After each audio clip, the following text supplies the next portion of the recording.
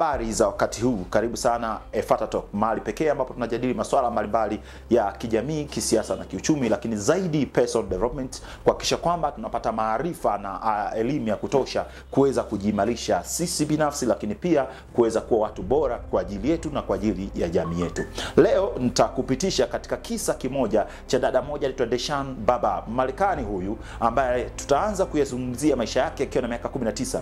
Deshaun akiwa na miaka 19 peke yake tayari alikuwa ameshaweza kujiunga na jeshi la Marekani, US Army, akiwa mmoja kati ya wanajeshi wa kujitolea katika jeshi la Marekani. Na akiwa jeshini alipata siku moja ya bahati kukutana na mmoja kati ya kiongozi wa kijeshi, mwanamama, ambaye alipomuona Deshaun alimwambia kwamba hakika tangia kuzaliwa kwangu mpaka sasa sijawahi kumuona binti mzuri mithili yako. Deshaun akasema asante, lakini mama akamwambia hapana, hatutaishia hapa, nitahitaji kuongea na wewe tena, naomba kesho jioni uje unione. Deshaun anatoka akitafakari kweli kiongozi wake wa jeshi anataka kuzungumza nini na yeye, lakini alipoenda kuongea naye kesho yake, huyu mwanamama alimwambia umekwisha kuolewa? Akasema hapana, sijaolewa. Akamuuliza una mtoto? Akamwambia hapana. Akamwambia ndani yako namuona Miss United States of America, kwamba anamuona Miss Marekani kutoka kwa mwanajeshi ambaye yuko jeshini akiwa mtoto wa miaka 19 peke yake. Kwa hiyo akamwambia hiyo ni kitu kikubwa na unaweza kukapambania na kuweza kukifikia. Na kweli Deshaun akaanza kufikiri kuhusu hilo, na mwaka mmoja baadaye akaenda kujaribu kugombea umiss katika district, katika level ya wilaya, ili akishinda miss wilaya aende mkoa na baadaye aweze kwenda kugombea miss Marekani.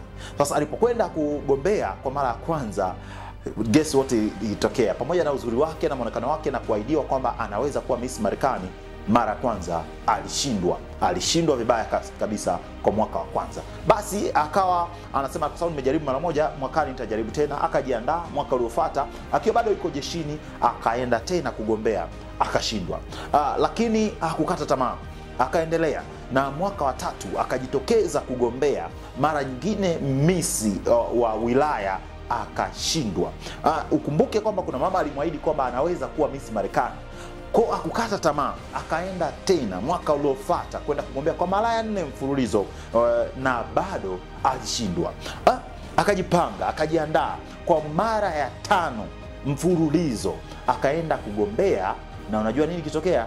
Alishindwa. Mara baada ya kushindwa kwa mara ya 5 alimpigia yule mama akamwambia, bwana, unanikumbuka sana? Kukumbuka, uliniambia kwamba naweza kuwa Miss Marekani. Akamwambia ndio. Akamwambia nimegombea kwa miaka 5 mfululizo lakini sikuweza kupata. Mama alimwambia bado kutoka kwako namuona Miss Marekani, usikate tamaa. Kwa alichokifanya hakukata tamaa. Mwaka uliofuata, mwaka wa 6, akaenda tena kugombea Miss wa wilaya, akaenda kwa mara ya 6. Unajua nini kitokea? Alishindwa. Aliposhindwa kwa mara ya 6, akajiuliza, akatafakari, lakini akaamua kukata tamaa. Akaenda tena kwa mara ya 7 kugombea Miss Columbia District. Unajua nini kitokea? Alishinda. Hiyo ilikuwa ni mwaka 2015 mwezi wa 6. Na mwaka 2015 mwezi wa 6 pia yule mama ambaye alikuwa amemwahidi kwamba atakuwa Miss United States alikuwa ameshakufa miezi 6 kabla. Kwa miezi 6 kabla alifariki, na iliyofuata ndo akaenda kugombea, akashinda district. Na baada ya hapo mwaka 2016 aligombea Miss Marekani, na kwa mara ya kwanza yeye aliibuka kuwa Miss Marekani, na Miss wa kwanza kutoka jeshini kuwa Miss Marekani, Miss wa kwanza mwenye umri mkubwa kuwa Miss Marekani, Miss wa kwanza aliyegombea mara nyingi kuwa Miss Marekani. Nini tunajifunza kutoka kwenye hili? Angalia, unayo ndoto gani katika maisha yako? Na je, kwenye hiyo ndoto ulionayo, kwenye hayo maono ulionayo, kwenye hiyo vision ulionayo, kwenye hiyo kitu unachokipenda unataka kukifikia, umejaribu mara ngapi? Je, umejaribu mara 1, mara 2, mara 3, mara 10, mara 20? Wajanja na wenye uweledi wanasema hata nikianguka mara 7 nitainuka mara 8, manake nitainuka mara nyingi zaidi nilivyoanguka.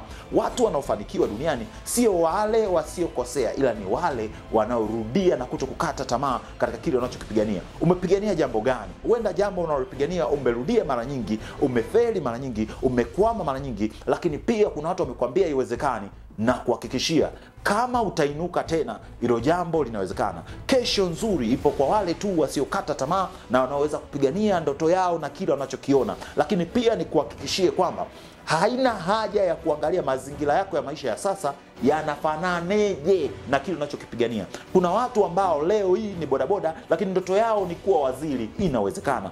Kuna watu ambao leo hii ni bodaboda lakini ndoto yako ni kuja kuwa mfanyabiashara mkubwa, inawezekana. Kuna watu ambao kwenye vision yao wanaona wao ni wamiliki wa biashara kubwa lakini leo ni wafanyakazi wa chini katika ofisi, inawezekana. Hakuna ndoto ambayo lazima ifanane na uhalisia wako wa sasa. Tazama, mtu ambaye ni mwanajeshi angefikiri vipi kuweza kuwa Miss Marekani, lakini imewezekana. Imewezekana kwa binti wa Kimarekani, inawezekana kwako. Inuka, pambana na uweze kufikia ndoto yako. Muda wa kuinuka ni sasa na muda wa kupambana ni sasa, na kesho nzuri inakuja.